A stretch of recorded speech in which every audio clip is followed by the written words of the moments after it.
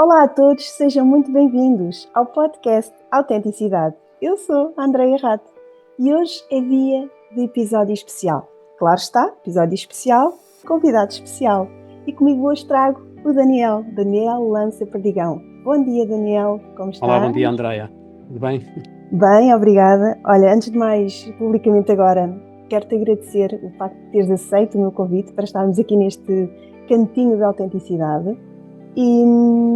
E faço-te esta pergunta, precisamente para as pessoas te conhecerem e saberem de que forma é que tu vives a autenticidade. Portanto, quem é o Daniel e de que forma é que ele vive a sua autenticidade? Muito bem. Excelente pergunta. Bom, primeiro queria cumprimentar. Bom dia a todos, quem quer que esteja a assistir, em qualquer altura do ano. O meu nome é Daniel Lança Perdigão, como a Andreia já disse. Quem é que eu sou? Isto é uma pergunta que nós normalmente não fazemos muito, embora eu goste sempre de desafiar as pessoas com quem trabalho a apresentarem-se fora do contexto profissional. E sei que é muito mais difícil, porque é muito mais fácil dizermos, eu sou o Daniel, trabalho na Upsider. É uma coisa muito simples, resume excessivamente aquilo que nós somos, e de facto somos muito mais que isso. Então, considerando este tema da autenticidade, o que eu senti foi que, enfim, pelo que já vi, tendo-se uma descrição um pouquinho mais completa de nós, falar com alguma abertura, talvez falar daquilo que nós fazemos e que vai contra aquilo que os outros pretendem. E eu tenho feito isso bastante. Penso que será um pouquinho isso. Então, vamos lá ver. Pronto, o meu nome já o repeti.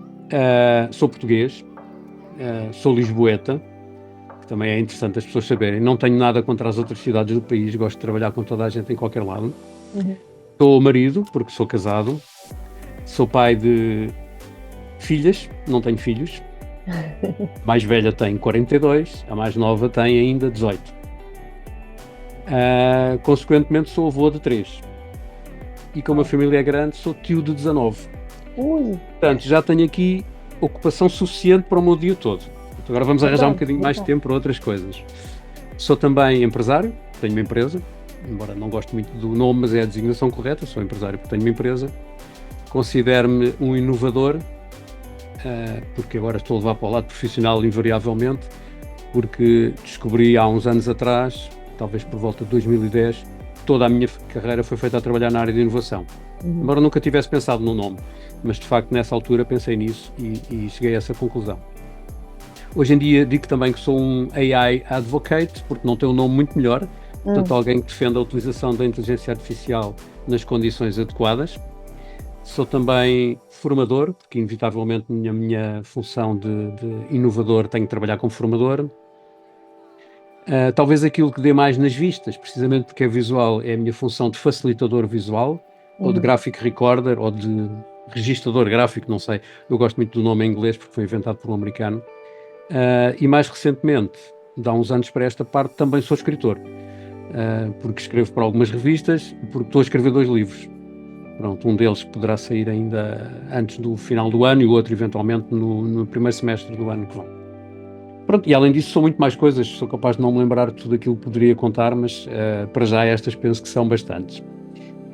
Então é interessante falar disto porque estive a refletir, obviamente, quando lançaste o desafio para falar um bocadinho sobre mim. Então esta questão do inovador surgiu-me essencialmente quando fiz um curso em 2010 de inovação e empreendedorismo na Católica. E comecei a pensar, de facto, na carreira para trás e concluí que tinha havido uma influência muito grande, sem eu pensar muito nisso, dos meus pais, mas em especial até da minha mãe, porque me permitia nós vivíamos numa casa pequena, uma família pequena, eu tive uma irmã que faleceu muito jovem e depois a minha vida essencialmente em jovem foi só com os meus pais, porque eles depois não tiveram coragem para arriscar mais filhos. Penso que não será fácil perder um filho, nunca me aconteceu felizmente. E então apercebi-me que a minha mãe me permitia ter, numa casa que era bastante pequena, um caixote, especificamente para mim, onde eu podia guardar coisas que trazia da rua. Coisas como o motor de um aspirador, os cabos elétricos, coisas assim deste género, que me levavam a construir coisas quando era muito pequeno mesmo. Portanto, pedia ferramentas ao meu pai, o meu pai trabalhava também, trabalhava não como profissão, mas como hobby, gostava muito de trabalhar na área de eletrónica, tinha alguma formação nessa área. e então tinha acesso às ferramentas dele, e então gostava muito de experimentar fazer uma ventoinha a partir de um motor de aspirador, para descobrir mais tarde que as hélices tinham sido projetadas por causa da velocidade, mas depois o motor não servia para isso, serviria para pôr um acelerador, sei lá, em qualquer outra coisa. Estava sempre a pensar formas de usar algum lixo que trazia. Nós, aliás, chamávamos aquilo o caixote de lixo. Não era do lixo, era o caixote de lixo, porque eram coisas que eu trazia da rua e que a minha mãe me permitia, o que era interessante. Fazia-me sempre limpar as coisas, desinfetar, mas isso acho que me levou um bocado à curiosidade de construir e de fazer coisas diferentes. De facto, a minha alcunha, talvez até aos meus 16, 17 anos, era o professor Pardal. Na altura, os desenhos animados desse género estavam muito na moda, os livros de quadradinhos, mais propriamente, não os desenhos animados. E o professor Pardal era aquele personagem com o chapéu, com os cookies em cima, que inventava tudo, aquelas bandas desenhadas do Mickey. Então acabei por ter essa alcunha. Esse foi, de facto, refletindo sobre esta questão do ser inovador, foi um momento muito marcante da minha vida, porque durante alguns anos fiz isso. Eu acho que depois, quando tinha aí 10, 11 anos, abandonei aquilo, que achava que aquilo era infantil, passei a fazer coisas diferentes, mas essa especificamente do caixote de lixo, abandonei. Depois talvez tenha havido... Só aqui fazer uma pequena intervenção, que eu acho que é interessante, até mesmo para quem talvez também se reflita aí na tua história. Quando tu falas deram-te permissão para seres inovador e para teres este caixote de lixo que pudesses criar e inventar, tu aí sentias que podias ser sempre tu. Claro, aí pronto, eram coisas que eu gostava e que estava à vontade, a minha mãe deixava-me. Aliás, dava-me espaço para trabalhar com aquilo. Isso, é nesse ponto que eu queria chegar. Quando nós temos, neste caso, um pai ou uma mãe, ou ambos, ou outras pessoas à nossa volta, que desde muito cedo nos permitem explorar a nossa identidade e aquilo que nós identificamos como sermos nós próprios, acreditas que isso também te ajudou na construção da tua pessoa enquanto agora, Daniel adulto? Sim, não tenho grandes dúvidas disso. Aliás, porque os meus pais não só me ajudaram nesse aspecto, embora, claro, como todos os pais, esforçavam um bocadinho a que estudássemos, mas quer dizer, nunca procuraram direcionar sequer o meu caminho nessa área. Portanto, deram-me sempre bastante liberdade. Ou seja, eu podia hoje em dia ser um médico contrariado, por exemplo, e estar a trabalhar numa coisa que se calhar não me agradava, podia até ganhar mais dinheiro e até ter um sucesso profissional grande, mas se calhar não era uma coisa que me agradava. E de facto eu valorizo muito, e minha carreira profissional, se tivermos a oportunidade e o tempo de chegar lá, tem demonstrado que eu nunca tenho feito esforço no sentido de perseguir mais o dinheiro do que o prazer. Ok? Portanto, a minha carreira profissional acho que demonstra isso, porque tem sido uma carreira sinusoidal, sempre por minha iniciativa. Ou seja, se eu não gosto de um emprego, despeço. E tenho feito isso várias vezes, independentemente da função em que estive. E muitas vezes não se consegue recuperar noutro emprego exatamente no mesmo nível profissional em que se está, tem que se começar um bocado mais abaixo, por isso é que eu digo que é sinusoidal, porque de cima a baixo tive variantes diversas. Mas sim, sem dúvida, que essa fase inicial da vida e essa iniciativa dos meus pais ajudou bastante a seguir um caminho que era do meu agrado e a crescer como eu queria, sem dúvida nenhuma. Isso foi muito interessante. O outro ponto a seguir, claro, depois tive aquela história como toda a gente, o liceu, os colegas, o estudo, enfim, mas isso era detalhe em excesso, parece-me. Outro momento, se eu pensar em momentos-chave também nesta carreira, eu às vezes falo nisso e as pessoas são um bocado contra, mas foi o serviço militar, ou a tropa, como é mais vulgarmente conhecido. Hoje em dia está muito no ar a discussão do obrigatório e não obrigatório.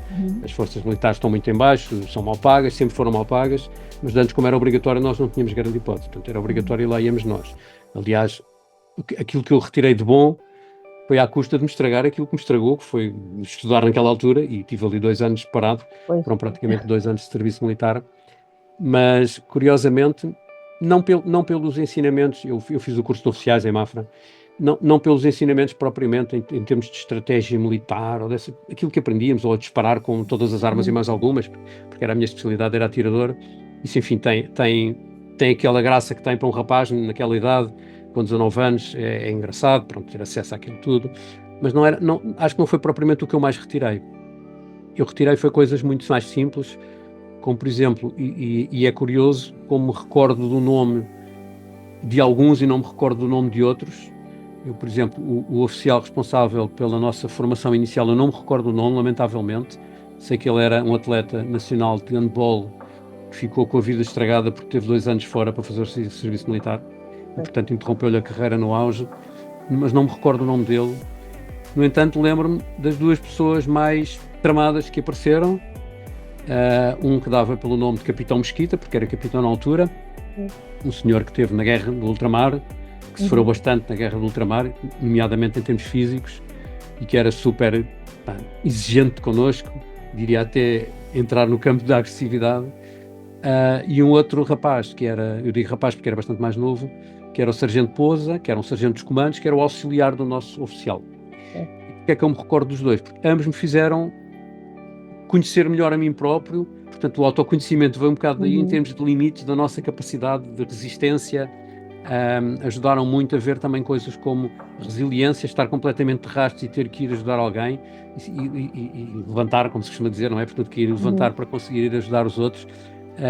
E também a questão da solidariedade, porque, por exemplo, o Sargento Pousa fazia-nos coisas, pronto, que em Mafra, onde eu estive, era muito comum, quer dizer, acordávamos às 3 da manhã com muita frequência, para agora vamos andar 30 km a pé, lá vamos nós carregados de tralha. Mas lembro-me de momentos em que ele nos fazia subir, por exemplo, uma coisa que nós chamávamos a Hamburger Hill, em analogia àquela colina da Segunda Guerra Mundial, onde morreram muitos soldados ingleses, e que lá tinha uma colina bastante elevada, não seria semelhante, nem morria lá ninguém, mas lembro-me que aquilo era um esforço enorme, à meia da noite, com sono, cansado do dia anterior, ter que subir aquilo carregado com arma, mochila, capacete e por aí fora. E lembro-me de ver esse sargento, que era quem nos levava a fazer aquilo, porque era papel dele, obviamente, mas lembro-me de o ver, por vezes, com 4 ou 5 ou 6 espingardas às costas, a ajudar os soldados que ele tinha obrigado a ir para lá, e também me lembro de o ver ir-se abaixo, e nós todos ajudarmos. Isso é, de facto, pronto, são coisas que ficam e que nos marcam muito nesta questão da liderança e da resiliência e da resistência e do autoconhecimento, e que eu acho que trouxe para a vida toda.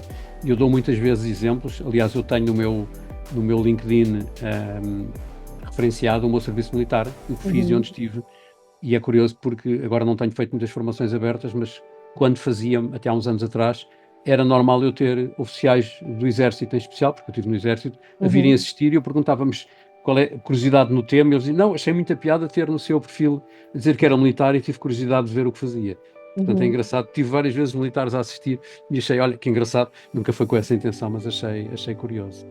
Mas pois, também, em termos, diz, se quiseres também colocar voltaste a tocar aí em pontos importantes relativamente à continuidade de uma busca pela autenticidade, que é a resiliência, a consistência, o autoconhecimento passa por esses processos, não é?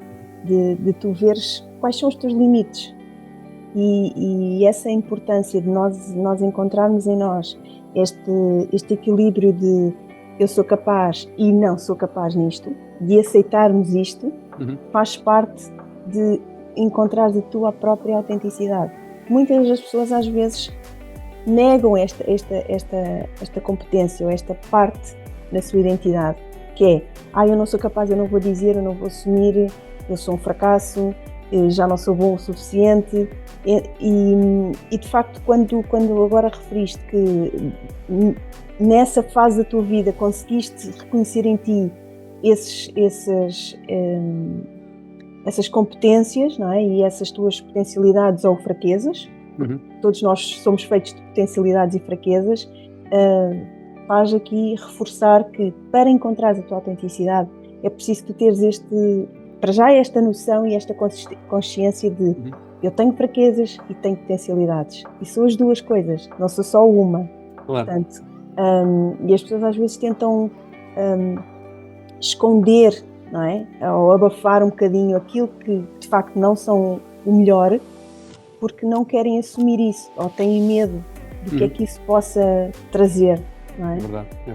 E nessa altura posso dizer que as coisas eram feitas até de uma forma 100% genuína, porque nunca tinha estudado nada relacionado com estas áreas do desenvolvimento pessoal nessa altura. Pois, claro. A carreira estava a começar. Aliás, eu já trabalhava quando fui fazer o serviço militar e estudava, ao mesmo tempo e a minha carreira estava na área das tecnologias de informação, portanto, não muito nos early days, não é? Portanto, era uma coisa muito primitiva, as tecnologias de informação na altura, mas de facto não tinha absolutamente nada a ver com desenvolvimento pessoal, nem nunca E tinha nem se tido falava de autoconhecimento. nem se falava, Que era não, isso? nem se falava. Nem nunca tinha tido nenhuma função de liderança, nem nada do género. Portanto, aquilo que era um refletir de per si. Portanto, pronto, as coisas estavam a acontecer e a pessoa refletia por si, portanto, sem nenhuma intenção. Por exemplo, a minha primeira lição, talvez, de liderança, foi engraçada, porque nunca pensei que iria acontecer. Foi precisamente quando se faz aquele curso, enfim, só para curiosidade, para quem não perceba como é que aquilo acontece, mas quando nós entramos, somos soldados. Quando entramos passamos a ser soldados automaticamente, e o curso que eu estava a fazer era um curso que é chamado curso geral de milicianos, portanto quer dizer de onde saem milicianos, quer dizer que não são oficiais de carreira, nem são sargentos de carreira, mas de onde podem sair sargentos e oficiais. Portanto, a primeira parte é comum. E depois, em função da avaliação que é feita ao longo daquela primeira parte, é feita uma bifurcação, uns vão para a carreira de oficiais, outros vão para a carreira de sargentos. Havia dois fatores talvez seletivos. Eram testes psicotécnicos, enfim, mas isso vale o que vale, como sabemos hoje em dia, portanto eram aqueles testes em que a matemática reinava, que eram testes de português e matemática essencialmente, não é? Pois. Eram testes de lógica e o português e a matemática reinavam ali. Hoje em dia são um bocadinho mais, acreditando-se que há mais inteligências, na altura não se pensava nisso, eram testes de quociente de inteligência e acabou, pronto. Os testes psicotécnicos serviam para isso, mas só liam português e matemática. E havia um outro que eram provas físicas, provas no terreno, em que nós não sabíamos, mas estava a ser avaliada a capacidade de comando. Que era para distinguir oficiais de sargentos, obviamente, embora os sargentos também já por si tenham que ter alguma.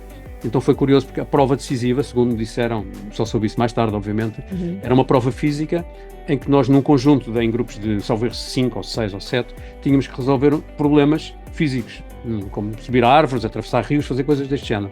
Exato. Foi engraçado porque eu lembro que eu estava sempre, pronto, como todo o bom português, estava sempre a ver, já lá ver se os outros fazem. Exato. Pronto, então ia dando ideias de como fazer para ver se os outros faziam, ou seja, enquanto eu estava ocupado a dar ideias de como fazer, eles iam fazendo. Pronto, eu depois limitava-me a usufruir daqueles que tinham feito. E explicaram mais tarde, eu a pensar que ia ter uma péssima classificação, porque pouco fazia, nunca peguei em tábuas para atravessar o rio, nunca fiz assim grande esforço físico, e eles depois mais tarde explicaram-me que o facto de eu estar a dar ideias para os outros fazerem, estava a comandar. Portanto, eu não me cortava de fazer, mas não chegava a precisar de fazer porque eles iam fazendo. Pronto, não fui só eu, obviamente, tinha mais pessoas que o fizeram, mas houve ali uma distinção e, de facto, no fim, cerca de 1/3 iam para oficiais, 2/3 iam para sargentos, e eu tive naquele terço, pronto, tive a felicidade de fazer as coisas certas por acaso, porque não fazia a mínima ideia das regras, não é? Porque estávamos ali um bocado por nós. Portanto, é o que eu digo, foram coisas muito genuínas e que era o que me surgia na cabeça. Se calhar aquela experiência, ou aquelas experiências em criança, de poder construir coisas, levaram-me a perceber como as fazer, ou como fazer algumas coisas, e se calhar dar ideias era interessante, porque achava, pô, tenho aqui uma mão de obra boa, deixa lá para os outros a fazer, e eu não me cansava tanto, porque eu já sabia que aquilo era cansativo. Portanto, foi engraçada essa experiência. Bom, depois, e avançar um bocadinho da parte militar, pronto, o emprego, eu comecei por trabalhar, como disse, não logo no início, mas passado pouco tempo, trabalhei na área de sistemas de informação. Primeiro trabalhei ainda numa fase de gabinetes de estatística nas companhias, em relação com tribunais, portanto tive assim uma série de funções mais curtas, mas depois rapidamente, assim que tive a oportunidade, passei para a área de sistemas de informação, que era uma coisa muito primitiva, obviamente eram mainframes, primitiva, para os dias de hoje, obviamente trabalhávamos com aqueles super grandes computadores que tinham mais ou menos 1/100º da capacidade do meu telemóvel hoje em dia, portanto, sei que eu digo primitivas nesse aspecto, não é? No entanto, tinham muitos utilizadores e havia imenso trabalho para fazer, porque fazer um backup era uma coisa que demorava uma noite inteira, hoje em dia faz-se um backup 100 vezes maior em segundos, mas portanto tudo aquilo requeria muito trabalho humano.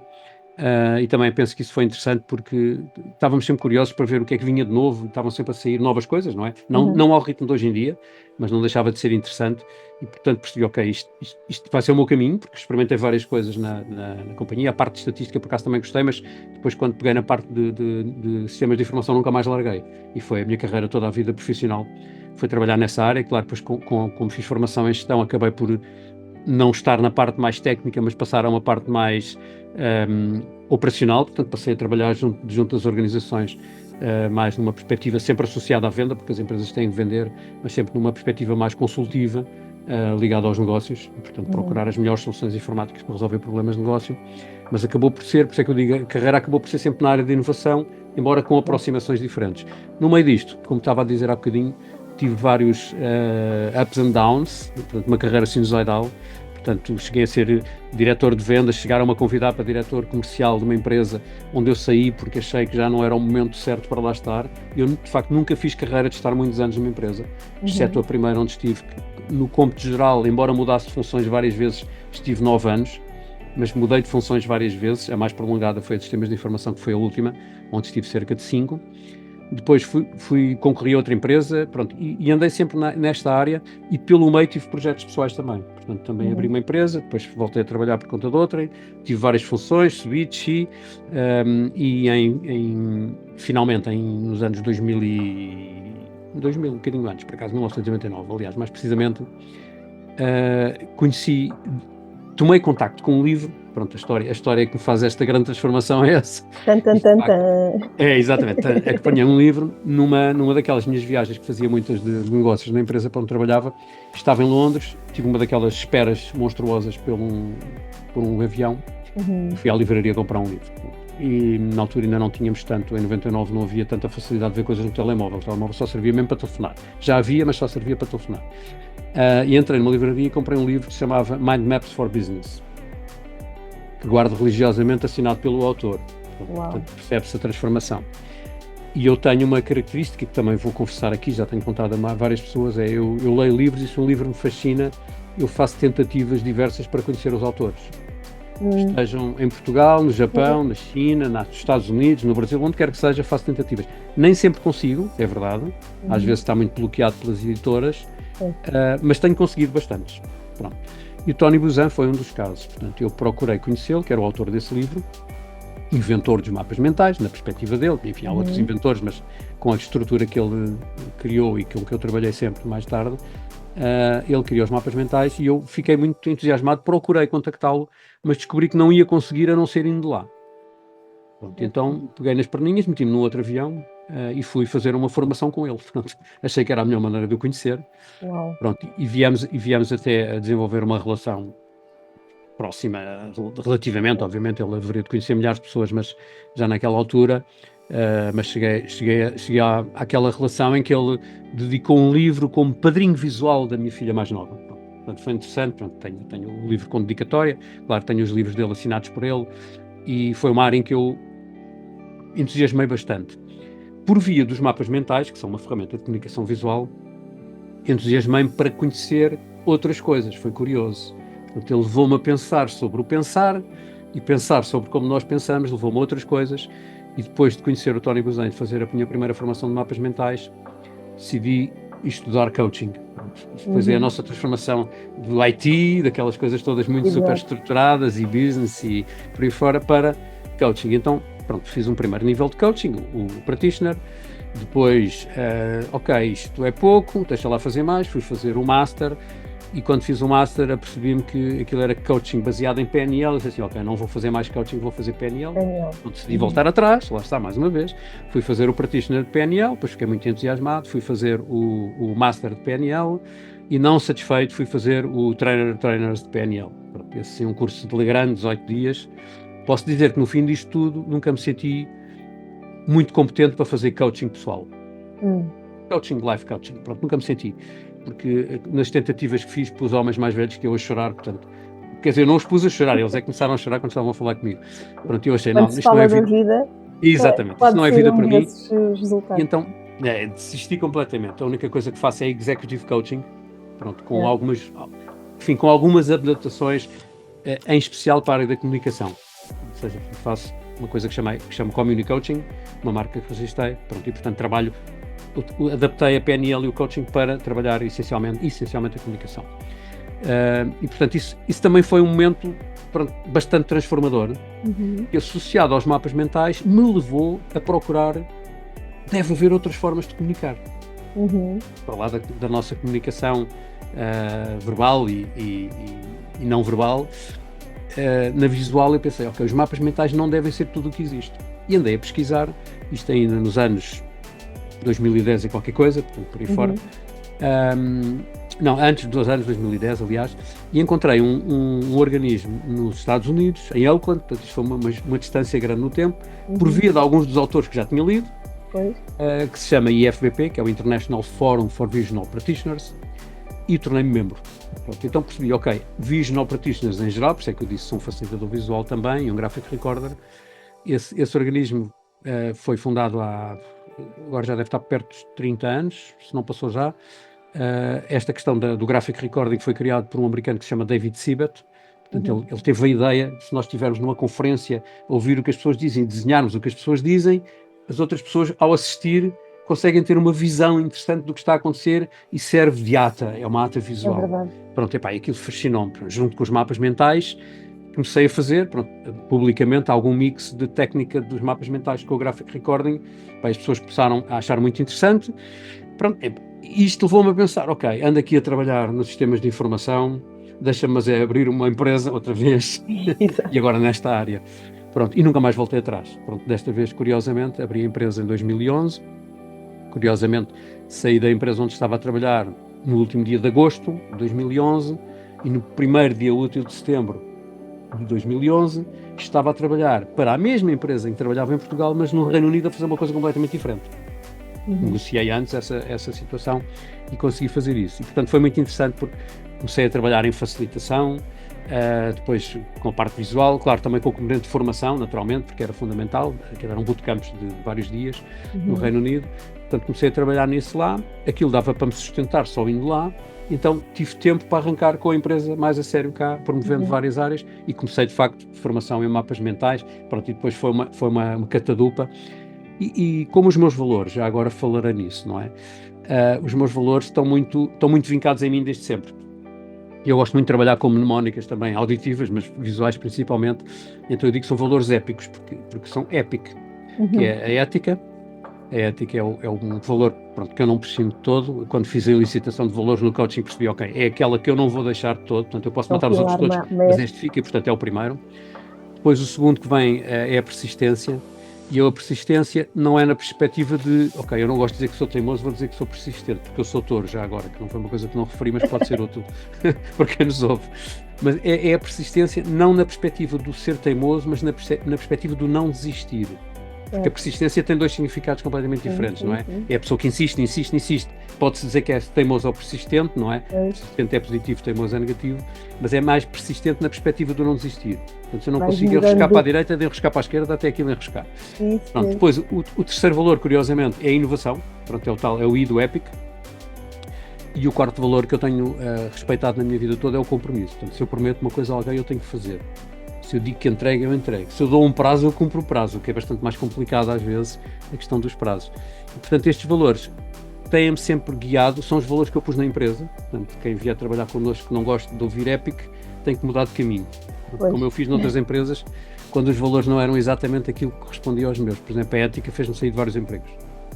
Foi um dos valores que me fez sair várias vezes de empregos. Porque vender a todo o custo, convencer uma empresa ou pessoas a fazer um projeto só por vender, quando não vai de encontro àquilo que eles vão precisar, eu sabia que mais tarde ou mais cedo viria de volta, não é? Viria de volta negativamente. E, portanto, não me fazia sentido fazer isso. Mas e, portanto, esse, se calhar, é o ponto principal para quem ainda nunca pensou na sua autenticidade ou na sua identidade como sem rótulos, entendes? Porque, normalmente, quando nós perguntamos quem és tu, a pessoa diz logo o que é que faz, onde é que trabalha e tudo mais. Mas quando tu olhas para ti e tentas-te definir, se calhar esse é o primeiro ponto, que é quais são os teus valores e porquê é que tens esses valores? O que é que te move para definir que aquele é um valor teu? E lá está, no Epic tens o compromisso, que é a última sigla, não é? E o compromisso contigo próprio em conseguires fazer isto, porque eu acho que apesar de nós termos os nossos valores pessoais, eles vão se refletir a todos os níveis, pessoal, profissional, relacional, emocional, enfim. E este compromisso contigo próprio para com os teus valores, para que sejas fiel aos teus valores, faz com que depois tu consigas fazer a ponte com todas as outras, com todos os outros canais que nós temos, não é? De vivência neste mundo. De interação com o mundo, não é? De interação em todos os aspectos. E depois te define como pessoa. Porque se eu digo os meus valores são estes e porque é que eu tenho estes valores e com que base é que eu vivo estes valores, eu depois consigo fazer esta triagem. Porquê é que eu mudei tantas vezes de emprego? Porquê é que eu não me sinto bem neste e quero mudar e não consigo? Às vezes tem a ver com os valores que nós temos. Claro. Se nós tivermos esta consciência dos valores que tenho, Acho que é importante. Tu se calhar consegues perceber porque é que não tomas determinadas decisões ou tomas outras. Não é? É verdade, nesta perspectiva do tal community coaching, que é o coaching que eu faço ocasionalmente, não é uma coisa muito frequente, eu já me tenho deparado com CEOs, porque o community coaching é dedicado normalmente a CEOs ou CXOs, se quiser, portanto, a diretores de primeira linha de empresas. Porque é uma atividade que não é, pronto, é um tipo de atividade que não é barata, porque estamos ali 1 para 1, gastamos muitas horas, claro. Levamos com uma carga emocional grande, portanto temos que preparar, portanto é dispendioso, por isso é que eu digo, normalmente só trabalhamos com diretores, ou só trabalho com diretores de primeira linha. Mas é engraçado que já tenho apanhado pessoas que são CEOs de empresas e não sabem quais são os valores da empresa, eu fico fascinado. Como é que tu podes trabalhar aqui, dirigir uma empresa e dirigir pessoas se não sabes quais são os valores? Ele diz-me assim, sim, estão lá no site. Quer dizer, os valores não é para estar no site, é para estar nas pessoas. Os valores estão no site, não servem para nada. Viver esses valores. Isto já me aconteceu, isto é verídico. Eu fiquei, uau, como é que tu estás numa empresa, a dirigir uma empresa e não sabes quais são os valores da empresa? São muitos. São 7, é difícil de decorar. Então são muitos. E se tu és o CEO, reduz para 3. Se a tua memória não dá para, quer dizer, não é? A minha praia é esta, quer dizer, desculpem lá, que valores são esses que estão no site que alguém escreveu e tu não fazes ideia quais são, não faz sentido nenhum. Por isso é engraçado. Mas olha, por exemplo, esta questão, eu tenho aqui o logo da minha empresa, e foi engraçado porque eu quando criei o nome, isto depois tem a ver com as coisas pessoais, é engraçado, eu pus muito de mim nesta marca, não tanto nas anteriores. Já tive uma outra marca que era Smile Mind, também só por si acho que diz tudo. Foi mais na altura dos mapas mentais, então como eram Mind Maps, eu pensei o Smile Mind faz-me sentido, mas depois achei, ok, isto para business não é o melhor nome, sempre o utilizei para a educação. Pronto, quando faço mapas mentais com crianças, gosto muito de usar a marca Smile Mind, porque é mente sorridente, portanto é a pessoa pensar, ok, coisas que me deixem feliz, que me deixem satisfeito comigo próprio, então Smile Mind. Mas depois, quando achei, ok, isto tem que ir para o business, pensei, eu tenho que criar um logo que tenha uma história, e vou contar a história aqui em breves segundos. Pronto, e pensei o quê? O meu ano de nascimento é 1961. 1961 é um número que, como muitas outras expressões, é designado corretamente por amigrama. Portanto, um amigrama é uma palavra, uma expressão qualquer que se pode virar de pernas para o ar e se lê da mesma maneira. E se virares 1961, pronto, o 96 é como 69, se virar ao contrário fica igual, o 69 é mais reconhecido por várias razões, mas o 1961 vira-se ao contrário, tirando as perninhas do 1 é igual. Exato. Okay. Não vou chamar amigrama à empresa, não faz sentido nenhum. Se calhar devia ter chamado porque estava na ordem alfabética, aparecia primeiro. Mas acabei por criar esta expressão, Upside Up. Não existia na altura. Hoje em dia há imensas empresas a começar por Up. Todas surgiram depois da Upside Up, curiosamente. A única coisa que havia na altura, e era com a palavra separada, era Upside Up, era um dentista no Reino Unido. Não faço a mínima ideia porquê, mas achei curioso. Portanto, é um gabinete de dentistas no Reino Unido que se chama Upside Up, separado. Ok, este é o nome. Vou destacar o USU, U e SU, foi a minha ideia também. O USU, que são as maiúsculas que eu tenho ali no logo. E então eu lia sempre U e SU. Quando trabalhei no Reino Unido era a expressão que eu utilizava. Sim, tu, não é? E depois, quando falei com os criativos que me fizeram o logo, embora eu também faça, mas tive que ser alguém externo que eu não conseguia fazer para mim próprio, só lhes dei 2 ou 3 mensagens. Pronto, queria cor azul, queria um ar sério no logo, queria que tivesse um ponto de foco, portanto eles desenharam logo circular, e esse ponto de foco baseava-se numa coisa, que era fazer crescer aquilo que as pessoas e as empresas têm de positivo e contribuir para a redução daquilo que as pessoas e empresas têm de negativo. Então eles apareceram com este gráfico dentro do logo, não é? A parte de cima da linha está a crescer, o gráfico, e a parte de baixo da linha está a diminuir. Portanto, o positivo cresce, o negativo decresce. Exato. Isto está espetacular, porque a outra condição é que nós podíamos rodar o logo de pernas fora e ficar igual. Exatamente como em 1961. E pronto, isto é a história que eu conto às empresas, isto é geralmente um desbloqueador de conversa muito engraçado, porque começa por aí e pronto, e as pessoas, ao explicar isto com os 4 valores, percebem o que é que nós fazemos. Mas olha que é interessante, e agora faço aqui a ponte, no que respeita ao autoconhecimento. Se tu conseguiste tomar esta consciência das tuas potencialidades e das tuas fraquezas, as tuas fraquezas vão reduzindo e vão se transformando em potencialidades, porque nem sempre uma fraqueza é sinal de fraqueza pura. Claro, claro. É uma fraqueza que se calhar até dá jeito, por assim dizer, para que tu consigas outra potencialidade aumentar. E, portanto, eu acho que é engraçado fazermos aqui esta conjugação, este Claro, por casamento. exemplo, os homens, fala-se muito que os homens não choram, não é? Pronto, é uma coisa que nos ensinam desde pequeninos, não é?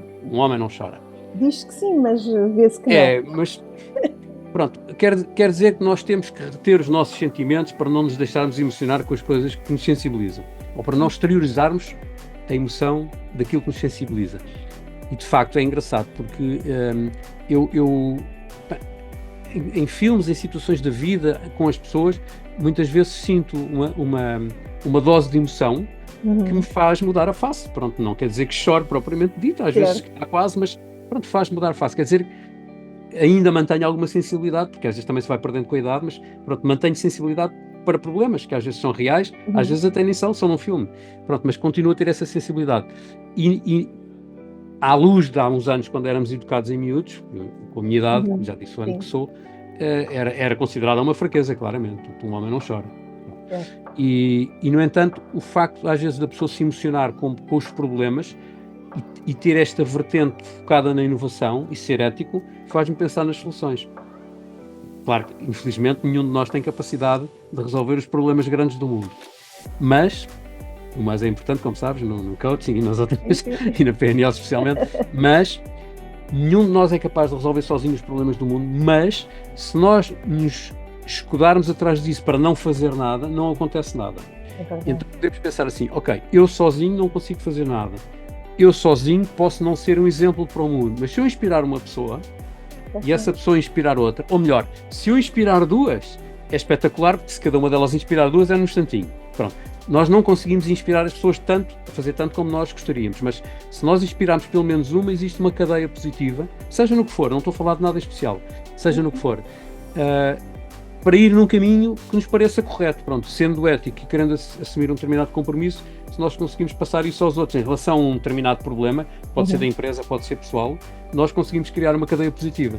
Pronto, se nós não tivermos a fraqueza de nos deixarmos inspirar pelo problema dos outros, não acontece nada, quer dizer, fazemos o nosso negócio e a vida segue. Portanto, ajuda a que não venhamos a ser ricos com facilidade, ajuda. Mas a riqueza não tem que ter... Mas ajuda a que seja mais importante estarmos satisfeitos com uma série de coisas que fazemos do que só ter dinheiro. Claro que o dinheiro faz falta, é inegável, toda a gente sabe disso. Portanto, isto seria um bocadinho esta parte mais ligada ao mix pessoal profissional. E pergunto se queres levar para mais algum caminho, porque eu infelizmente consigo falar horas demais. Pois, estas conversas dão sempre para muito mais tempo. Sei que temos limites, não é? Também. Mas diz-me, se quem nos estiver a ouvir e depois ver no YouTube e estiver interessado em te abordar para trabalhar estes temas contigo ou para poder contactar profissionalmente, quais são os contactos que podemos aqui registar para que te possam procurar e onde é que te podem encontrar? Eu estou muito público, portanto a melhor forma de me encontrar, Daniel Lança Perdigão, é ir ao LinkedIn. Pronto, eu tenho os meus contactos no LinkedIn, pronto, sei que nem toda a gente o faz, mas estão lá. O nome da empresa também é fácil de encontrar, tem um site e os contactos vêm-me parar à mão. Eu presentemente trabalho como profissional liberal e mantenho a empresa a funcionar porque contrato pessoas para fazer trabalhos através da empresa. Portanto, qualquer dos caminhos, os contactos vêm cá ter e são muito fáceis. Não é preciso deixar nenhum endereço temado, porque qualquer pessoa que sabe ir ao LinkedIn e carregar lá no contacto, estão lá os contactos, acho que é a forma mais fácil como as pessoas me encontram. De resto, estou nas redes sociais todas com este nome, com Daniel Lança Perdigão, portanto, sou fácil de encontrar. Então agora vou deixar aqui um desafio para ver se consegues descrever agora é que eu de forma que quem consiga imaginar, consiga visualizar. Conversa sobre a autenticidade. Qual seria o primeiro traço do teu desenho? O primeiro traço é foco em pessoas. Eu acho que o meu grande foco é nas pessoas, porque refletindo sobre aquilo que eu faço, todas as minhas atividades requerem pessoas. Ou de um lado ou do outro da barricada tem que ter pessoas. Portanto, começava já a desenhar muitas pessoas. Sim, ou pessoas para me ajudarem, ou pessoas do outro lado. Eu desenho as pessoas de uma forma muito simples, porque adotei há muitas formas de representar no Graphic Recording. Eu adotei o boneco de carta, portanto o retângulo é o corpo tem uma bola em cima que é uma cabeça e tem uns pauzinhos para fazer os braços e tem uns pauzinhos para fazer as pernas. Que é o que toda a gente consegue. É uma pessoa muito... Não é o stickman, não é o stickman, nem sequer tem corpo. Não. Eu dou-lhe corpo porque, ao ter o retângulo, permite pôr o corpo em posições inclinado, para a frente, para trás. Exato. Pronto, então dá-lhe um bocadinho mais de corpo, mas de resto é uma representação muito simples, precisamente pela quantidade que eu às vezes tenho que representar rapidamente. Se fosse uma figura complicada. Portanto, pessoas... Eu acho que, aliás, quando faço o exercício com formandos, peço sempre 2 palavras para definir e ponho também as minhas são pessoas e objetivos. Portanto, são as 2 coisas que eu misturo. Claro, não vou estar a pôr os valores nessas situações, mas geralmente digo, o meu foco é pessoas e objetivos. Mas acho que dizem tudo, não é? Acho que dizem tudo. Sim. Fantástico. Daniel, muito obrigada por este bocadinho de autenticidade. Quero-te agradecer mais uma vez. Certamente que terás inspirado outras pessoas a trabalharem a sua autenticidade e, quem sabe, procurarem-te para poderem aqui explorar um pouco mais a sua comunicação, porque às vezes referir-nos sobre a nossa autenticidade também tem a ver com a nossa comunicação interna e externa. E às vezes, pegando na caneta e fazendo uns traços, ajuda bastante a encontrar. Ok. Obrigada mais uma vez. Olha, muito obrigado. Fico à espera de ver isto no ar. Sim. A ti que nos ouves, quero-te agradecer este bocadinho que estiveste aqui connosco e até breve. Até breve. Obrigado. Obrigado.